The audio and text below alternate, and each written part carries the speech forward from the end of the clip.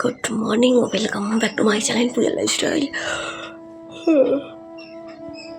Good morning সবাইকে। এখন বাজে 6টা, মানে আমি উঠেছি এখনও 15 মিনিট আগে। টয়লেট গেছিলাম, টয়লেট থেকে বেরিয়েছে ব্লগটা স্টার্ট করলাম, বিছনাটা তুললাম, এবার স্ট্যান্ড নিয়ে নিয়েছি। খরচ গোড়া দিকে আওয়াজ বেরোচ্ছে না আমার। বাইরের ওয়েদারটা দেখবা, চলো দেখাই। জাস্ট বাইরের ওয়েদারটা দেখো।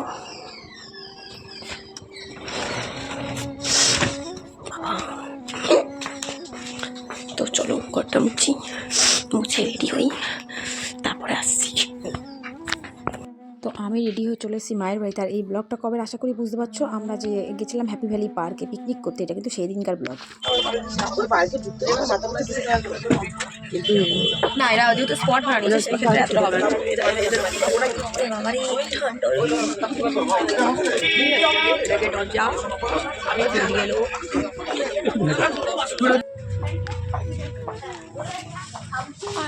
হ্যাপি ভ্যালি পার্কে বাবা কি ঠান্ডা।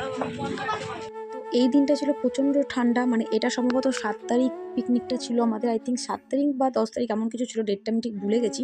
হ্যাপি ভ্যালি পার্কে তো দেখো আমরা চলেছি, ভীষণ ঠান্ডা পড়েছিল সেই সময়টা, ভীষণ ঠান্ডা, মানে যাতা অবস্থা। পিকনিকে গিয়েও মনে হচ্ছে শাস্তি ভোগ করছে, এরকম একটা ব্যাপার।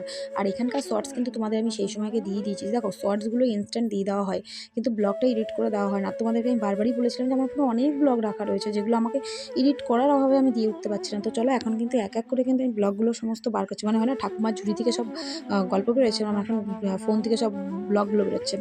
তো এই হচ্ছে পার্কটা, বেশ সুন্দর একটা পার্ক, বেশ ভালো ঘুরেছি পার্কটাতে। আর সবচেয়ে বড় কথা, এই পার্কটার মধ্যে অনেক দোলনা টোলনা ছিল, আর আমরা বেল্ট করে নিয়েছিলাম, যার দরুন আমরা চেষ্টা করেছিলাম অনেক দোলনায় চড়ার, কিন্তু সবটা চড়ে উঠতে পারিনি টাইমিংয়ের মধ্যে। কত ঘুরবো বলো না, কত চড়, আর যেখানেই চড়তে আছি সেখানে তো লাইন দিতেই হবে না, লাইন ছাড়া তো আর হবে না। তো এই যে আমরা কিন্তু ঢুকে গেছি আমাদের স্পটে। আর তো এই যে দেখতেই পাচ্ছ, এই জায়গাটা হচ্ছে আমাদের স্পট ছিল। এখানে ঢোকার পরে চেয়ার টেবিল সব পেতে দেওয়া হয়েছিল, যে দেখতেই পাচ্ছ এখানটাতেই খাওয়া দাওয়ার ব্যবস্থা করা হয়েছিল।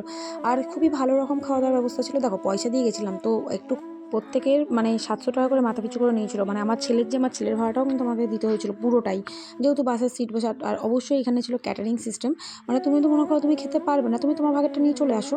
তো যাই হোক, পিকনিকে গেলে যদিও অত কিছু দেখা উচিত না, বাট সত্যি খুব ভালো ছিল। আর ঠান্ডা, ওরে ঠান্ডা, মানে সে ঠান্ডা কাকে বলে, মানে ঠান্ডায় আমি তাকাতে পারছি না, এমন একটা ঠান্ডার অবস্থা ছিল। ওরে বাবা রে বাবা, আমার তারিখটা খুব ভালো মনে নেই, 7 তারিখ বা 10 তারিখ এরকম কিছু একটাই ছিল হয়তো। আর সেই সময়টা কীরকম ঠান্ডা ছিল তোমরাই বলো, জানুয়ারি। তো এই যে এখানে এবার বসে গেছি আমরা টিফিন খেতে, দিয়ে দিচ্ছে প্রথমে একটা করে ডিম সিদ্ধ, তারপরে ছিল লুচি, আর তার সাথে ছিল ছোলার ডাল। তো এখানে আমরা সবাই খেতে বসে গেছিলাম টেবিলে। আর এখানে আমাদের সব পাড়ারও অনেকে গেছিলো, মানে পাড়া থেকে অ্যাকচুয়ালি বাসটা ছাড়া হয়েছিল। আর অবশ্যই খাওয়া দাওয়ার অবস্থা খুবই ভালো ছিল। আর আমরা ঘুরতে তো পুরো টাইমই কাটিয়ে দিয়েছি, মানে দোলনা চড়তেই আমাদের পুরো টাইমটা কেটে গেছে। অনেক দোলনা চড়েছিলাম আমরা। এই দেখো তারপরে দিয়ে দিয়েছিলো কফি। আর কফির পরে আরেকটা জিনিস ছিল, সেটা হচ্ছে তোমার ফিশ বল ছিল। তো সেটা বোধহয় আমি ব্লগে নিতে পারিনি, তোমাদেরকে ফিশ বলটা খেয়ে নিয়েছিলাম। তো এই দেখো পুরো জায়গাটা সেই লাগছিল। আমার তো ভীষণ ভালো লেগেছে। আর ছিল দিনটা রোববার, যার জন্য একটু ভিড়ও ছিল, যার জন্য আমাদের দোলনাগুলো চড়তে একটু অসুবিধা হয়েছিল, যেহেতু রোববার তো সবাই গেছে আমাদের মতন, এরকম অনেকেই বাস ট্রিপ গেছে, অনেকে পিকনিক গেছে। আর এই যে শীতের ফুল, এখন তো আর শীতটা নেই, মানে ভাবো যখন ব্লগটা করেছিলাম কি ঠান্ডাই না পড়েছিল, আর এখন তো সেই ঠান্ডাই নেই। তারপরেও ব্লগটা যেহেতু এখন দিচ্ছি তোমাদেরকে, আর অবশ্যই একটা কথাই বারবার বলো, রাগ করো না আমার ওপর। আমার পক্ষে পসিবল হলে আমি কেন দিতাম না বলো, কিন্তু আমার কাছে সেই সময়টা হয়ে উঠছিল না। তো যাই হোক, এবার আমরা এখানে উঠে গেছি মৌমাছির এটাতে, এটাও বেশ সুন্দর একটা জিনিস। আর এখানে না অনেক দিকে ভয়েস মিলাতে হয়েছে, যেহেতু তোমার সাইডে বক্সও চলছিল, তার জন্য। মানে আমরা এখন কি বলে এটা, মৌমাছির কিছু একটা ওর মতো উঠেছি, এই যে দেখতে পাচ্ছি এগুলোতে এগুলো উঠবে। ফার্স্ট এক্সপিরিয়েন্স, খুব একটা ভয় লাগবে না, আমি এগুলো আমার খুব একটা ভয় লাগে না। এ ভাই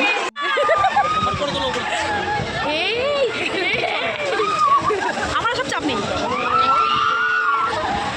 এখানে দেখো, এইখানে এই জাম্পিংটাতে শানকে উঠেছে। আর আমার ছেলে এতটাই বলদা, মানে ও কোনো দোলনা চড়তে পারে না। এটা হচ্ছে আমার ছেলেটা বলদামি। ও হলুদ। তো আমরা সবাই মিলে ঢুকে গেছিলাম 7D ভিডিও দেখতে, সেখানে শান ঢুকেছিল। মানে ও কী বলতো, কোনো দোলনা টোলনা কিচ্ছু চড়তে পারে না, ও ভীষণ ভয় পায়, প্রচণ্ড লেভেলের ভয় পায় ও। এবার ছোটো মানুষ তো, আমি ওর জন্য খুব বেশি প্রেশারও করি না। ওই পাখি, ও মা, লাভ বার্ডস।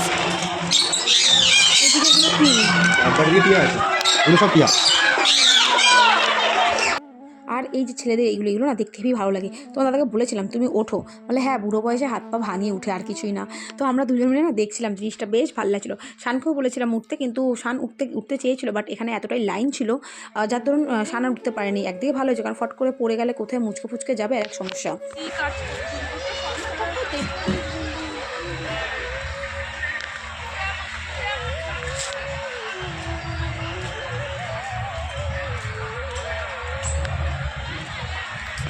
তো এই যে দেখো আমরা উঠে গেছিলাম এই ঘোড়ার এতে। হ্যাঁ, অনেকে এখানে হয়তো বলবে যে হ্যাঁ বুড়ো বয়সে ভীমরতি, হ্যাঁ কী করবো বলো, বুড়ো বয়সে কচি বয়সে করতে পারিনি, তো তাই বুড়ো বয়সে এই ভীমরতিগুলো করছি, আর কী করবো, আমাদের মতো না এরকম অনেক বুড়োরা উঠেছিল। তো যাই হোক, লোকের কথাতে আমি কান দিই না, কোনোদিনই দিই না, আমি আজও দেবো না, আমার যেটা মন চায় আমি সেটাই করবো।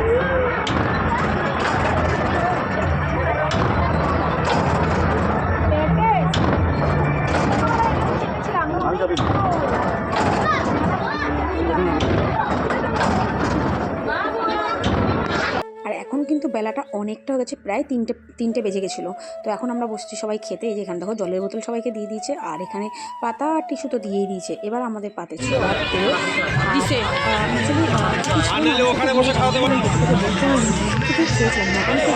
শিওর মনে আছে, বাকি ভুলে গেছি।